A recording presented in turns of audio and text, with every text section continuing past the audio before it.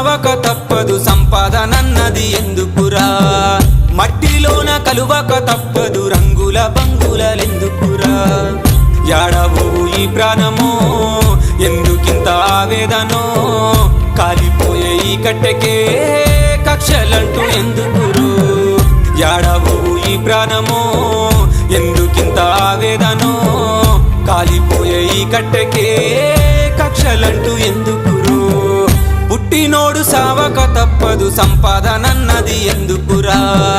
మట్టిలోన కలువక తప్పదు రంగుల బంగులెందుకురా